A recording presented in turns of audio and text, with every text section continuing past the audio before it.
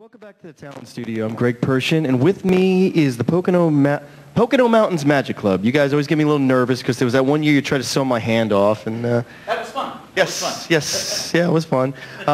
So you guys are back on. I'm always quite interested to see what you have, and as always, thanks so much for being here. Great, thank you so much. Appreciate it. Excellent, thank you. Right, ladies and gentlemen. Good. We're going to do something a little bit different this year. Once again, we encourage folks to pick up that phone, to dial the phone number, to call in and pledge for the Big Brothers Big Sisters Telethon. So we thought that it's just about time to bring some magic to the program.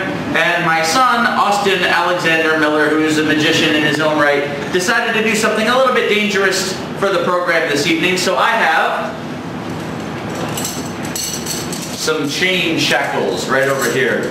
And in a moment, I'm going to lock Austin inside of these shackles, and hopefully he's going to escape. Now, the current record was set by Harry Houdini many, many years ago, and it was about five and a half minutes, I think it took him to break out of the shackles. Austin is going to try to beat that 5.5 minute record mark.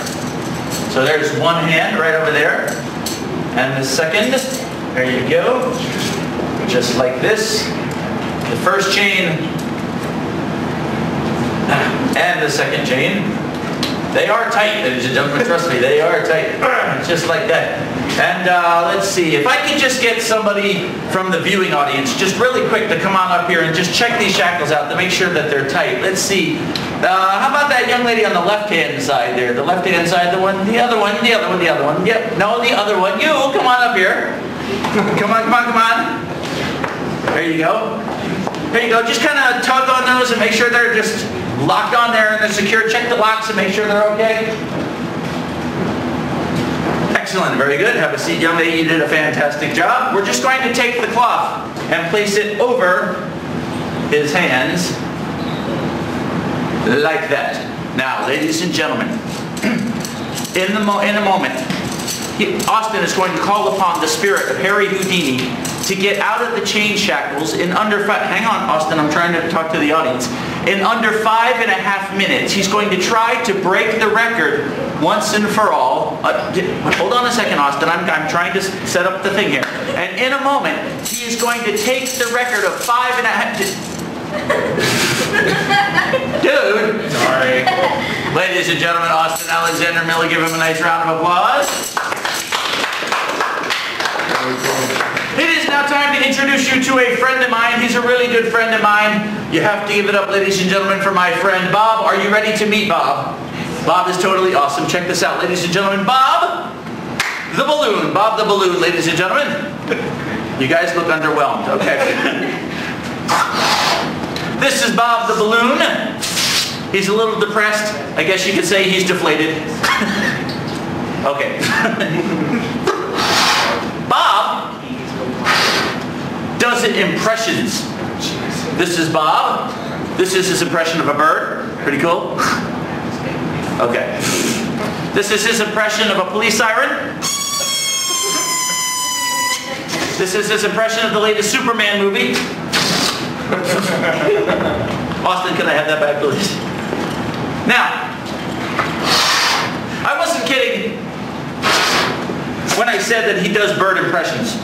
So I'm going to show you his best bird impression here in a moment. I have to take the balloon and tie Bob into a tight knot right over here, just like this. He's been doing this impression for more than 15 years. Perfect. He's gotten pretty good at it.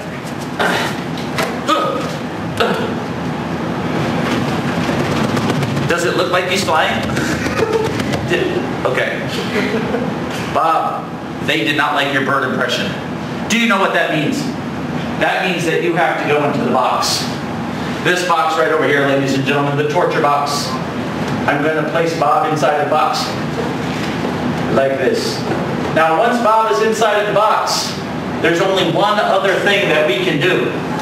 And that is to pop Bob. Yes, ladies and gentlemen, a very sharp object and a round balloon can only mean one thing. check out the box. Ladies and gentlemen, this is Bob's bird impression. Give him a nice round of applause. But Bob, success and stardom is only fleeting. It's now time for you to say goodbye. So, we place you inside of the bag. Inside of the bag, just like this. And of course, he's gone. Ladies and gentlemen, thank you very much. Make sure you call with your generous donation, and we'll see you in just a few moments. Thank you very much. Now to switch back to the talent and enjoy the program. All right. Welcome back, ladies and gentlemen. My name is S. Patrick from the Pocono Mountains Magic Club. It's great to be with you once again. Austin Alexander Miller, my son right over here. And he's actually got the third generation of magician. Well, we hope. We don't know if he's going to be a magician yet. But the youngest member of the Pocono Mountains Magic Club, this is Isaiah James Miller right over here. This is his very first appearance on television. This is my brand new 5-month-old grandson right over here. Wanted to give him a little bit of a TV exposure. Very cool. Excellent. Thank you, Isaiah, for hanging out. But now it's time to do a card trick. Actually, it's more along the lines of a card experiment. And I'm going to need somebody to help volunteer for this. And I think they chose a volunteer over there on the end there to help me out. If you would, come on up here. There you go. Come on down. Hello, what is your name? Isabella. Isabella, nice to meet you, Isabella, very cool. Isabella is going to help me out with this very cool card trick. Now, we have a chair right over here, which you're going to sit in a moment, but first, we need a playing card. I have this jumbo, ginormous playing card that I got right here. We're going to place the card right there on that chair, and I'm going to ask you to have a seat right there on that playing card. Very good. You'll notice, ladies and gentlemen, that she is sitting on that playing card. But you may not know that the moment she sat down on that playing card, an image of that playing card entered into her body. It is now traveling all the way up to the top. And it's going to lodge itself right here in the cerebral cortex of the medulla oblongata of her subconscious mind. Somewhere in there, under the hair. Causing her in a moment to make the correct decision. Now here's what I mean by that. I have a regular sized pack of cards right over here. We're going to take these out and I will show them to the camera that they are all mixed up and shuffled. I'm going to show them to you. They are all mixed up and shuffled. Yes, yes? Very good. We're even going to mix them up and shuffle them a little bit more, and I'm going to ask you to hold your hands out in front of you like this. Perfect. We'll take about half the cards. Close enough. Then place them in your left hand, thumb on the top so they don't fall down. The other half of the cards go in your right hand, thumb on the top so they don't fall down. Now, young lady, you have a decision to make. You have to choose which pile of cards to get rid of, either the cards in the left hand or the cards in the right hand. Think about it for a moment. Let the card that's underneath your seat guide your decision. Which pile of cards do you want to hand back to me, left hand or right hand? Ah, the left-hand cards. Very good. We take this half and we place them into the pocket. Now we've got about half the deck left, right? We're going to mix these up. Mix, mix, shuffle, shuffle. Divide them in half again, just like this. Half the cards in the left hand once again, half the cards in the right hand. There you go. You now have another decision to make. Left hand, right hand, left hand, right hand. Which pile of cards do you want to give back to me? Ah, the right-hand pile. We'll place them into the pocket. We now have just a few cards left.